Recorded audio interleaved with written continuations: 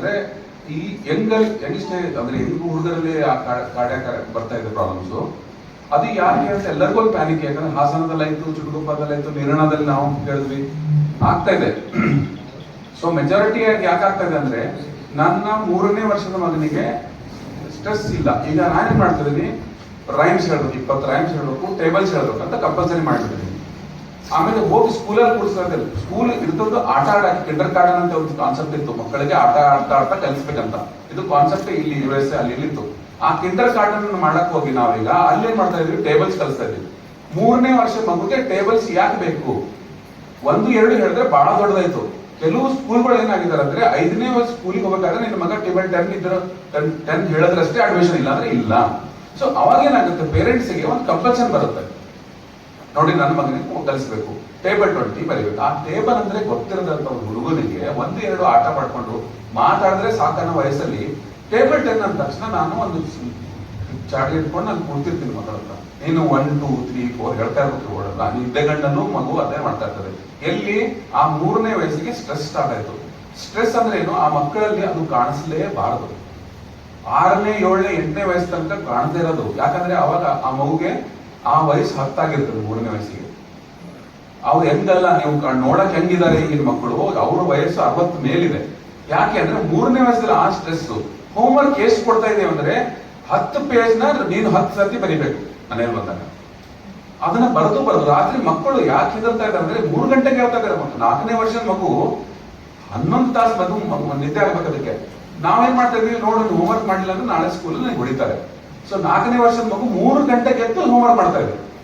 ಯಾಕಂದ್ರೆ ಪೆಟ್ಟು ಬೀಳ್ತದಂತ. ಇಲ್ಲಿ ತಾಯಿಯಿಂದ ಪೆಟ್ಟು ಬೀಳ್ತದೆ, ಅಲ್ಲಿ ಸ್ಕೂಲಲ್ಲಿ ಪೆಟ್ಟು. ಸೊ ಇದರಲ್ಲಿ ಏನಾಗ್ತದೆ, ಓವರ್ ಕಾರ್ಟಿಸೋಲ್ ಅಂತ ಒಂದು ಬ್ಯಾಡ್, ಅಂದ್ರೆ ಎಮರ್ಜೆನ್ಸಿನಲ್ಲಿ ಬರ್ತಕ್ಕಂಥ ಒಂದು ಸ್ಟೀರಾಯ್ಡ್ ಅಂತ ಹಾರ್ಮೋನ್ ಇದೆ, ಕಾರ್ಟಿಸೋಲ್ ಅಂತೀವಿ ನಾವು. It is a bad thing for regular secretion ಆಗಕ್ಕೆ. ನಾವು ಯಾವತ್ತೋ ವರ್ಷದಲ್ಲಿ ಒಂದ್ಸತಿ ಆಗುತ್ತೆ, ಟೆನ್ಷನ್ ಆಗುತ್ತೆ, body has its own mechanism to heal it up. ಆದ್ರೆ ಈ ಮಕ್ಕಳಲ್ಲಿ ಕಾನ್ಸ್ಟೆಂಟ್ ಆಗಿ ಕಾರ್ಟಿಸಾಲ್ ಅನ್ನ ಸೀಕ್ರೆಟ್ ಮಾಡ್ತಾ ಇದ್ವಿ. ಯಾರು? ಪೇರೆಂಟ್ಸ್. ನಾನು ಜೊತೆಗಿರೋ ಸ್ಕೂಲ್ ಅವರು ಯಾಕೆ ಹಿಂಗ್ ಮಾಡ್ತಾ ಇದ್ರಿ ಅಂತ ಅವ್ರಿಗೆ ಕೇಳಿದ್ರೆ, ಅಂತ ಕಾಂಪಿಟೇಷನ್ ಸರ್ 95 ಎವರೇಜ್ ಬರಲೇಬೇಕಲ್ಲ ಸರ್ ಅಂತ. ಯಾರು 95 ಫಿಕ್ಸ್ ಮಾಡಿದ್ರು? ಯಾರು? ನಾವೇ. ನಾವೆಲ್ಲರೂ ಸೇರ್ ಮಾಡ್ಕೊಳ್ಳಿ. ಯಾಕಂದ್ರೆ ನನ್ನ ಮಗ 95, ಇಲ್ಲರಿ ನಮ್ಮ ಪಕ್ಕದ ಮನೆ 98 ಬಂತು. ಈ ಕಾಂಪಿಟೇಟಿವ್ ಯುಗದಲ್ಲಿ ಏನಾಗ್ತದೆ ಅಂದ್ರೆ, ಸ್ಟ್ರೆಸ್ ಲೆವೆಲ್. ತಾಯಿಗೆ ಸ್ಟ್ರೆಸ್, ಮಗ ನಿಮ್ದು 80 ರೀ, ನಮಗೆ 80 ಬಂದಾಗ ಊರೆಲ್ಲ ಬೇಡ ಅನ್ಸಿದ್ರು ನಮ್ಮ ಅಪ್ಪರು. ಈಗ 80 ಅಂದ್ರೆ ಮನೆಗೆ ಹೊಡೆಸ್ಕೋಬೇಕಷ್ಟೇ, ಇಲ್ಲ ಸುಧಾರ ಮಾಡ್ಕೋಬೇಕು. ಹಂಗ್ ಮಾಡಿದ್ವಿ ನಾವು. ಸಾಮಾಜಿಕವಾಗಿ ಏನು ಯಾವ ತರ ಬೆಳಿಬೇಕು ಆ ತರ ಬೆಳೀತಾ ಇಲ್ಲ ಮಕ್ಕಳು. ಅವರಿಗೆ ಆಟ ಪಾಠ ಬಿಡಿಸಿದ್ದೆ ನಾವು. ಆಟ ಪಾಠ ಅಂದ್ರೆ ಏನು? Video games. ವಿಡಿಯೋ ಗೇಮ್ಸ್ ಇಂದ ಮತ್ತೆ ಸ್ಟ್ರೆಸ್ ಆಗುತ್ತೆ. ಈಗ ನಾನೊಂದು ಶೂಟ್ ಮಾಡ್ತಾ ಇದ್ದೀನಿ, ಯಾವುದೋ ಒಂದು PUBG ಅಂತ ಒಂದು ಗೇಮ್ ಇದೆ. ಅದರಲ್ಲಿ ಸ್ಟ್ರೆಸ್ ಹಾರ್ಮೋನ್ಸ್, ಅದರಲ್ಲಿ ಸಿಕ್ಕಾಪಟ್ಟೆ ಜನ ಹೊಡಿಬೇಕು. ಹೊಡೆಯೋದು ಇಸ್ ವಾಟ್ ಸ್ಟ್ರೆಸ್ ಇರೋದು. ಅದು ಅವನು ಹೊಡಿಬೇಕು, ಎಂಜಾಯ್ ಮಾಡೋದು. ಈ ತರ ಎಲ್ಲ ನಾವು ಬೆಳೆಸ್ಕೊಂಡು ಬಂದಾಗ ಮಕ್ಕಳಲ್ಲಿ ಈ ತರ ಬ್ಯಾಡ್ ಬೆಳೆಸ್ತೀವಿ.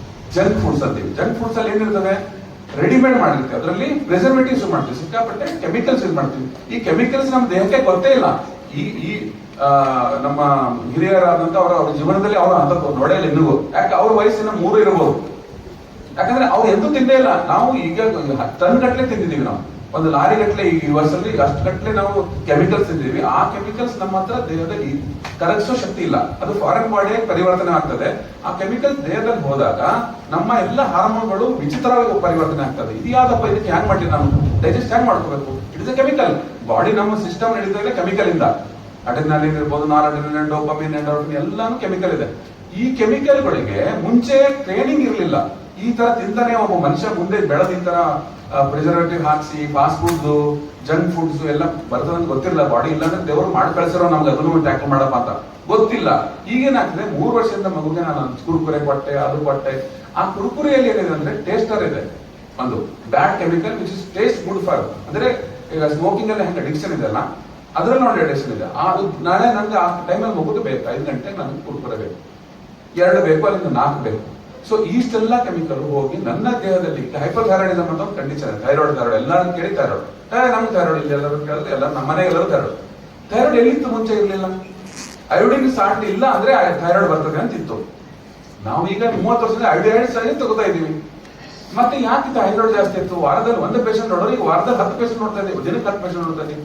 ಇದಕ್ಕೆಲ್ಲ ಕಾರಣ ಏನು? ಫಾಸ್ಟ್ ಫುಡ್ ಪದ್ಧತಿ ನಾವು ಮಾಡ್ಕೊಂಡಿದ್ದೀವಿ. ಝೊಮ್ಯಾಟೊ, ಸ್ವಿಗ್ಗಿ ಇವೆಲ್ಲ ಏನೇನು ಮಲ್ಟಿನ್ಯಾಷನಲ್ ಕಂಪ್ನಿ ಬರ್ತಾ ಇದೆ, ಅವೆಲ್ಲ ರೋಗನ ಹಾಳು ಮಾಡಕ್ಕೆ ಬಂದಿದ್ದಾವೆ. ಸೊ ಅದರಿಂದ ಯಾರು ಇದನ್ನ ಯಾರು ಮಾಡಿದ್ರು, 3 ವರ್ಷ ಮಗು 10 ವರ್ಷದ ಏಜ್ ಇದ್ದಾಗ 30ನೇ ವಯಸ್ಸಿಂದ 60ನೇ ವಯಸ್ಸಿಗೆ ಬಂದಿರ್ತಾನ ಅವನು. ನಾವ್ ಹೇಳ್ತಾ ಇದ್ದೀವಿ 32 ವಯಸ್ಸಿನಲ್ಲಿ ಯಾಕೆ ಕಾರ್ಡಿಯಾಕ್ ಹಾಸನದಲ್ಲಿ 25 ಜನ, ನಮ್ಮ ನಿರ್ಣಯದಲ್ಲಿ 5 ಜನ ಹೋದ್ರು. ಇವ್ರದೆಲ್ಲ ಏಜ್ ಬಯೋಲಾಜಿಕಲ್ ಏಜು 60ಕ್ಕಿಂತ ಮೇಲಾಗಿದೆ. ಯಾಕಂದ್ರೆ ಅಷ್ಟು ಸ್ಟ್ರೆಸ್ ಇದೆ. ಕಾರ್ಟಿಸೋಲ್ ಅಂತ ಒಂದು ಬ್ಯಾಡ್ ಸ್ಟೀರಾಯ್ಡ್ ನಾವು ಇಂಡಸ್ಟ್ ಮಾಡ್ತೀವಿ. ನನಗೆ ವಾರದಲ್ಲಿ ಒಂದಿನ ಟೆನ್ಷನ್ ಆಗ್ತದೆ, ದಿನ ಆಗ್ತದೆ. ಬೆಳಗ್ಗೆ ಇದ್ರೆ ಹೋಮ್ವರ್ಕ್ ಮಾಡಿಲ್ಲ ನೀನು, ವಿಡಿಯೋ ಗೇಮ್ಸ್ ಹಾವಳಿ ಆಗಿದೆ. ನಾನು ಕುಂತಾಗ ನಾನು ವಾಕಿಂಗ್ ಮಾಡ್ಬೇಕು ಅನ್ನೋದು ಬಿಟ್ಟು ನಾನು ಏನ್ ಮಾಡ್ತೇನೆ, ರೀಲ್ ನೋಡ್ತಾ ಇದ್ದೀನಿ. ಬೆಳಗ್ಗೆ ಎದ್ದು 6 ಗಂಟೆಗೆ ಎದ್ದು ಯೋಗ ಮಾಡ್ಬೇಕಂತ ಹೇಳ್ತಾ ಇದ್ದವರು ಈಗ ನಾನು ಸುಮ್ಮನೆ ಮೊಬೈಲ್ ತೆಗಿತೀನಿ, ತೆಗೆದ ತಕ್ಷಣ ಫಸ್ಟ್ ಒಂದು ರೀಲು, ನೀರಲ್ಲಿ ಯಾರೋ ಮುಳುದ್ರು ಅಂತ ನೋಡಕ್ ಹೋಗ್ತೀನಿ. ಪಾಪ ಏನೋ ಒಳ್ಳೇದಾಗಿದೆ ಅಂತ ಕೆಟ್ಟದಾಗಿದೆ ನೋಡಕ್ ಹೋಗ್ತೀನಿ. 20 ರೀಲ್ ಬರ್ತದೆ, ಅದು ಮುಗಿತಾನೆ ಇಲ್ಲ. ಅದು ನಾನು ವಾಕಿಂಗ್ ಟೈಮ್ ನೋಡ್ತಾ ಇದ್ದೀನಿ, 8 ಗಂಟೆ ಆಗಿದೆ. ಎಲ್ಲೂ ವಾಕಿಂಗ್ ಮಾಡ್ಲಿ. ಈಗ ದಿನ 5 ವರ್ಷದಿಂದ ನಾನು ವಾಕಿಂಗ್ ಸ್ಟೈಲ್ ಕಮ್ಮಿ ಆಗ್ತಾ ಇದೆ, ನಾನು ಯೋಗ ಕಮ್ಮಿ ಆಗ್ತಾ ಇದೆ. ಸೊ ನನ್ನ ಬಾಡಿ ರಿಸ್ಕ್ ಅಲ್ಲಿ ಹೋಗ್ತಾ ಇದೆ. ನಾನು ಅವಾಗ ನನ್ನ ಕಾನ್ಫಿಡೆನ್ಸ್ ಏನಿತ್ತು, ನಾನು ವಾಕಿಂಗ್ ಮಾಡ್ತೇನೆ, ಯೋಗ ಮಾಡ್ತೇನೆ, ನಮ್ಗೆ ಏನಾಗಲ್ಲ ಅಂತ. ಈಗ ರೀಲ್ಸ್ ನೀಡಕ್ ಶುರು ಮಾಡಿದ್ಮೇಲೆ ನನಗೆ ಭಯ ಆಗ್ತದೆ. ಆಲ್ ಸತ್ರು ನನಗೂ ಏನಾಗಿದೆ, ಎದೆನಲ್ಲಿ ಸ್ವಲ್ಪ ಟೈಟ್ ಆದ್ರೂ ನಾನು ಕಾರ್ಡಿಯಾಕ್ ಇದೇನೋ, ಯಾಕೆ ಹಾಸನದಲ್ಲಿ ಸತ್ರು ನಾವು ಸಾಯ್ಬೋದೇನೋ ಅಂತ ಪ್ಯಾನಿಕ್ ಆದ್ರೆ ಮತ್ತೆ ಕಾರ್ಟಿಸೋಲ್ ಜಾಸ್ತಿ ಆಗ್ತದೆ. ಓವರ್ ಬ್ಯಾಡ್ ಹಾರ್ಮೋನ್ ತಯಾರಾಗ್ತದೆ. ಇದಕ್ಕೆ ಯಾಕೆ ಯಂಗ್ಸ್ಟರ್ ಅಂದ್ರು, ಈ ಯಂಗ್ಸ್ಟರ್ ಹಾವಳಿ ಬಂದು 15 ವರ್ಷ 20 ವರ್ಷ ಆಯ್ತು. ಕಾಂಪಿಟೇಷನ್ ಜಾಸ್ತಿ ಆಗಿ 20 ವರ್ಷದಿಂದ ಇರಲಿಲ್ಲ. ಈಗ ಆ 20 ವರ್ಷದಲ್ಲಿ ಇರ್ತಕ್ಕಂಥ ಮಕ್ಕಳು 10 ವರ್ಷದವರು ಈಗ ಅವರು 32-35 ಬಲಿ ಆಗ್ತಾರೆ. ಇದು ಕಡಿಮೆ ಆಗೋದಲ್ಲ. ಇದು ನಾವು ಇಲ್ಲಿ ಭಾಷಣ ಮಾಡೋದ್ರಿಂದ ಇದು ಕಡಿಮೆ ಆಗೋದಿಲ್ಲ. ಇದಕ್ಕೆ ಒಂದು ರಿಫಾರ್ಮ್ ಬೇಕು, ಸ್ಕೂಲಲ್ಲಿ ಬೇಕು, ಸಾಮಾಜಿಕವಾಗಿ ಸರ್ಕಾರ ವತಿಯಿಂದ, ಸಮಾಜ ವತಿಯಿಂದ, ವೈದ್ಯರ ವತಿಯಿಂದ, ಎಲ್ಲರ ವತಿಯಿಂದ ಇದು ಬೇಕು. ಈ ಕಾಂಪಿಟೇಷನ್ ಈಗ ಯಾವಾಗ ಎಂದಾಗುತ್ತೋ ಆವಾಗ ಇದು ಚೇಂಜ್ ಆಗ್ಲೇಬೇಕು, ಇಲ್ಲ ಅಂದ್ರೆ ಆಗೋದಿಲ್ಲ. ಯಾಕಂದ್ರೆ ನಮ್ಮ ಲೈಫ್ ಸ್ಟೈಲ್ ಅಂತ ಏನಂತೀವಿ, ಜೀವನ ಶೈಲಿನ ನಾವು ಬದಲಿಸ್ಕೊಳ್ಳಿಲ್ಲ ಅಂದ್ರೆ ಇದಕ್ಕೆ ಯಾವುದೇ ಮದ್ದಿಲ್ಲ. ಯಾಕಂದ್ರೆ ನಿಮ್ಗೆ ಹಾರ್ಟ್ ಅಟ್ಯಾಕ್ ಆಗಿದೆ ಅಂತ ಗೊತ್ತಾಗದೆ ಯಾವಾಗ ಆದ್ಮೇಲೆ ಗೊತ್ತಾಗುತ್ತೆ. ಈಗ ಅದಕ್ಕೆ ಹಿರಿಯರು ಹೇಳಿದ್ರು ಸ್ಕ್ರೀನಿಂಗ್ ಮಾಡ್ರಿ ಅಂತ. ಯಾಕಂದ್ರೆ ನೀವು ಸ್ಕೂಲಲ್ಲಿ ಹೋಗಿ ಕೆಲವು ಮಕ್ಕಳಿಗೆ ಕಂಜನಿಟಲ್ ಹಾರ್ಟ್ ಇರ್ತದೆ, ಜೆನೆಟಿಕಲಿ ಮಾಲ್ ಫಾರ್ಮ್ ಹಾರ್ಟ್ ಇರ್ತದೆ. ಅವ್ರಿಗೆ ಗೊತ್ತಾದಾಗ ಈಗ ಒಬ್ಬ ವ್ಯಕ್ತಿ ಫಿಟ್ ಇದ್ದಾನೆ, ಇಷ್ಟು ಮಜಲ್ ಎಲ್ಲ ಬಿಲ್ಡ್ ಮಾಡಿದ್ದಾನೆ, ಅವನಿಗೆ ಒಂದು ಕಾರ್ಡಿಯಾಕ್ ಪ್ರಾಬ್ಲಮ್ ಇದೆ, ಹೈಪರ್ಟರಾಫಿಕ್ ಕಾರ್ಡಿಯೋಮಯೋಪತಿ ಅಂತ ಒಂದು ರೋಗ ಇದೆ ಅಂತ ಹೇಳಿದ್ರು ಶರದ್ ಬಸ್ತಿ. ಏನಾಗಿದೆ ಅಂದ್ರೆ ಅವ್ನಿಗೆ ಗೊತ್ತಿಲ್ಲ ಅದು. ಪಾಪ ಅವನಿಗೆ ಒಂದು ಬಾಡಿ ಮಾಡ್ಬೇಕಂತ ಅವನು ಬಾಡಿ ಮಾಡಿ ಆ ಮಸಲ್ಸ್ ಮೊದಲೇ ದಪ್ಪ ಇದೆ. ಒಂದಿನ ಸಡನ್ ಆಗಿ ಒಂದು ವೇಟ್ ಮಾಡ್ತಾ ಏನ್ರಿ ಇಷ್ಟು ಫಿಟ್ ಇರೋ ಸತ್ತವನು ನಮ್ದೇನ್ರಿ ಗತಿ, ಎಲ್ಲರಿಗೂ ಬರ್ತಾ ಇರೋದು ಇಲ್ಲ. ಅವನಿಗೆ ಕಾರ್ಡಿಯೋಮಯೋಪತಿ, ವೆಂಟ್ರಿಕ್ಯುಲರ್ ಟೆಕಿಕಾರ್ಡಿಯಾ ಅಂತ ಕೆಲವು ಕಂಡೀಷನ್ಸ್ ಇದಾವೆ. ಅವಾಗ ಪೇಷಂಟ್ಗೆ ರಿವೈವ್ ಮಾಡೋದು ತುಂಬಾ ಕಷ್ಟ. ಹಾಸ್ಪಿಟಲ್ ಹೋಗೋದು ನಮ್ಗೆ ಮಾತಾಡ್ತಾನೆ ಇದ್ರೆ ಸರ್ ಅವನಿಗೆ ಕಾರಣ ಕೂರಿಸ್ಕೊಂಡು ಅಲ್ಲಿ ಹಾಸ್ಪಿಟಲ್ ಮುಟ್ಟನ್ ಸರ್ ಕೊಲ್ಲಾಕ್ಸ್, ಲೇಬರ್ ಮೇಲೆ ಕೊಲ್ಲಾಕ್ಸ್. ಇವರೆಲ್ಲ ಕಾರ್ಡಿಯಾಕ್ ಅಂದ್ರೆ ಕಾರ್ಡಿಯಾಕ್ ಲೈಫ್ ಸ್ಟೈಲ್ ಆಗಿದಲ್ಲ, ಒಳಗಡೆ ಒಂದು ಕಾರ್ಡಿಯಾಕ್ ಡಿಸೀಸ್ ಇರುತ್ತದೆ. ಸಾಹೇಬ್ರು ಅದಕ್ಕೆ ಹೇಳಿದ್ರು ನೀವು ಸ್ಕ್ರೀನಿಂಗ್ ಮಾಡ್ತೀವಿ, ಒಳ್ಳೆ ವಿಷಯ ಅದು ಪ್ರಿವೆಂಟಿವ್ ಆಸ್ಪೆಕ್ಟ್ಸ್ ಅಂತೀವಿ ನಾವು. ಟ್ರೀಟ್ಮೆಂಟ್ ಬಂದಾಗ ಆಂಜಿಯೋಪ್ಲಾಸ್ಟಿ ಮಾಡ್ತೀವಿ, ಎಲ್ಲಾನೇ ಮಾಡ್ತೀವಿ. ಆದ್ಮೇಲೆ ಆಗಕ್ಕಿಂತ ಮುಂಚೆ ಮಾಡ್ತಕ್ಕಂಥ ಕೆಲವು ಇದಾವೆ. ಇದಕ್ಕೆಲ್ಲ ಸಮಾಜದಾಗ ಎಲ್ಲರೂ ಇದಕ್ಕೆ ಒಂದು ಮಾಡ್ಕೋಬೇಕಾಗ್ತದೆ, ರಿಫಾರ್ಮ್ ಮಾಡ್ಬೇಕಾಗ್ತದೆ. ಒಂದು ಇದು ಪಾಸಿಟಿವ್ ಕ್ರಾಂತಿ ಏನು ಅನ್ಕೊಂಡು ನಾವು ಖುಷಿ ಪಟ್ವಿ. ಈಗ 25 ವರ್ಷ ಹಿಂದೆ ಏನ್ರಿ ಎಲ್ಲರೂ ಮಕ್ಕಳು 95, ನಿಮ್ಮ ಮಗ 85, ನಮ್ಮ ಮಗ 95. 85 ಬಹಳ ಕಮ್ಮಿ ಮಾಡ್ದಲ್ರಿ. ಈಗ ಟೆನ್ಷನ್ ಶುರು ಆಯ್ತು ಅಮ್ಮಗ, ಅಕ್ಕಿ ಫುಲ್ BP ಗೋಲಿ ಆಲ್ರೆಡಿ. ನನ್ನ ಮಕ್ಕಳಿಗೆ ಆಕ್ಚುಲಿ ಸ್ಟ್ರೆಸ್ ಇರಲಿಲ್ಲ ಮುಂಚೆ, ಕಾರ್ಡಿಯಾಕ್ ಪ್ರಾಬ್ಲಮ್ ಬಹಳ ಕಮ್ಮಿ. ಯಾಕಂದ್ರೆ ಅವ್ರಿಗೆ ಹಾರ್ಮೋನ್ ಪ್ರೊಟೆಕ್ಟ್ ಮಾಡ್ತಾ ಇರ್ತದೆ. ಈಗಿನ ತಾಯಿಗಳಿಗೆ ಜಾಸ್ತಿ ಆಗಿದೆ. ಯಾಕಂದ್ರೆ ನನ್ನ ಹೆಂಡತಿಗೆ 5 ಗಂಟೆಗೆ ಅಡುಗೆ ಮಾಡಬೇಕು, ನನ್ನ ಮಗಳು 6 ಗಂಟೆಗೆ ಹೋದಳು 9 ಗಂಟೆಗೆ ಮನೆಗೆ ಬರಬೇಕು. ಇದು ನಾನು ಅಗೇನ್ಸ್ಟ್ ಇದೀನಿ. ನಾನು ಇದ್ರ ತದ್ವಿರುದ್ಧವಾಗಿ ಇರತಕ್ಕಂಥ ವ್ಯಕ್ತಿ. ಅದೇ ವ್ಯಕ್ತಿ ಇಷ್ಟು ಮಾತಾಡಿದ ವ್ಯಕ್ತಿ ಅಲ್ಲೇ ಹಾಕಿದ ನಾನು ಎಲ್ಲಿ ಅಂತ ಸ್ಕೂಲ್ಗೆ ಹಾಕಿದೆ. ಯಾಕಂದ್ರೆ ಕಾಂಪಿಟೇಷನ್ ಇದೆ. ನಮ್ಮ ಆಗುವಗಳು ಏನ್ರಿ ಡಾಕ್ಟರ್ ಸಾಹೇಬ್ರೆ ನಿಮ್ಮ ಮಕ್ಕಳು ಡಾಕ್ಟರ್ ಆಗೋದ್ರೆ ಏನ್ರಿ ಮತ್ತೆ ನಿಮ್ಮದು? ಅರೆ ಡಾಕ್ಟರ್ ಆದ್ರೆ ಡಾಕ್ಟರ್ ಆಗ್ಬೇಕಂತ ಏನದ ಅಂತದೇನು? ಇಲ್ಲ ನೀವು ಅಲ್ಲಿ ಕಳಿಸ್ಲೇಬೇಕು, ನೀವು ಸೀಟ್ ತಗೊಲೇಬೇಕು. ಇದು ಯಾರು ನನ್ನ ತದ್ವಿರುದ್ಧವಾಗಿ ಯಾಕೆ ನಡೀತಾರೆ ಅಂದ್ರೆ ದುನಿಯಾ ಆ ತರ ಆಗಿದೆ. ನೀವು ಕಂಪಲ್ಸನಲ್ಲಿ ಬಂದಿದ್ರಿ, ನಿಮ್ ಮಗ ನೀವು ಭಾಷಣ ಹೇಳಿ 70 ಬಂದ್ರೆ ನೀವೇ ಒಪ್ಪಲ್ಲ. ಏನ್ರಿ ಇದು ಮಗನಿಗೆ ಹಾಳು ಮಾಡ್ಬಿಟ್ರಿ. ಸ್ಪೋರ್ಟ್ಸಿಗೆ ಇಲ್ಲ, ಸ್ಪೋರ್ಟ್ಸಿಗೆ ಎಷ್ಟೋ ಮಗ ನಮ್ಮ ಅಣ್ಣನ ಮಗನಿಗೆ ಕ್ರಿಕೆಟರ್ ತುಂಬಾ ಇತ್ತು, ಅವ್ನು ಇಂಟರ್ನ್ಯಾಷನಲ್ ಹೋಗೋದು ಕೆಪಾಸಿಟಿ ಇತ್ತು. ಇಲ್ರಿ ಅವ್ನ ಫ್ಯೂಚರ್ ಹಾಳಾಗ್ಬಿಡ್ತದೆ, ನೀವು ಅವನಿಗೆ ಇದ್ರಾಗ ಮಾಡಿ JEE ಡಬ್ಲ್ಯೂ ಮಾಡಿ ಅವನ್ನೆಲ್ಲ ಜೀವನ ಹಾಳು ಮಾಡೋದಂತೆ. ನಾನು easy well placed, computer science ಅಲ್ಲಿ ಒಳ್ಳೆ ಇಂಜಿನಿಯರ್ ಇದ್ದಾನೆ. ಬಟ್ ಅವ್ನ ಜೀವನ ಹಾಳು ಮಾಡಿದ್ರೆ ಅವ್ನು ಒಳ್ಳೆ ಅದು ನಮ್ಮ ಊರಿಗೆ ಬಂದಿದ್ದ ಮೊನ್ನೆ 14 ತಾಸು ಕೆಲಸ ಮಾಡಿದ್ದೆ ನಾವು. ಫೈಬರ್ ನೆಟ್ ತಗೊಳ್ಳಿ ಇಸ್ಕೊಡು ಕಾಕ ನಾನು ಮಾಡ್ತೀನಿ ಅಂತ. ನಾನು ಇದು ಯಾವ ಮೂಲೆಯಿಂದಪ್ಪ ನಿಮ್ ಜೀವನ ಶೈಲಿ? ಇಲ್ಲ ಮಮ್ಮ ಕಾಕ ಮಾಡ್ಲೇಬೇಕಿಲ್ಲ, ನಾನು ಜಾಬ್ ತೆಗಿತಾರೆ ಅಂತಂದ.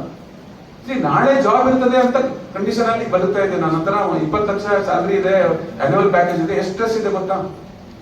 ಆ ಮಗು 3 ವರ್ಷದಿಂದ ಸ್ಟ್ರೆಸ್ ತಗೊಂಡು ಜಾಬ್ ತಗೊಂಡಿದೆ. ಈಗ ನಾಳೆ ಜಾಬ್ ಇಲ್ಲ ಅಂತ ಪರಿಸ್ಥಿತಿ. ನನಗೆ ಮೊದಲು ಗೌರ್ಮೆಂಟ್ ಸರ್ವೆಂಟ್ ಬಂದ್ರೆ ಟೈಗ ಹೊಡ್ಕೊಂಡು 60 ವರ್ಷ ರಿಟೈರ್ ಆಗ್ತಿರ್ಲಿಲ್ಲ. ಒಂದು ಬಿಸ್ನೆಸ್ ಇದೆ ಅಂದ್ರೆ ನಮ್ಮಪ್ಪ ಮಾಡಿದ್ರೆ ನಮ್ಮ ಮಗ ಮಾಡಿದ್ರೆ ನಮ್ಮ ಮಗನ ಮಾಡ್ತಾನೆ ಅಂತ ಕಾನ್ಫಿಡೆನ್ಸ್ ಇತ್ತು. ನಾಳೆ ವರ್ಕ್ ಪ್ಲೇಸಿಗೆ ಹೋದಾಗ ನೀನು ನಾಳೆಯಿಂದ ಬರಬೇಡ ಅಂತಕ್ಕಂಥ ಪರಿಸ್ಥಿತಿ ನಿರ್ಮಾಣ ಆಗಿದೆ. ಯಾಕಂದ್ರೆ ಕಾಂಪಿಟೇಷನ್ ಇಂದ ನಾನು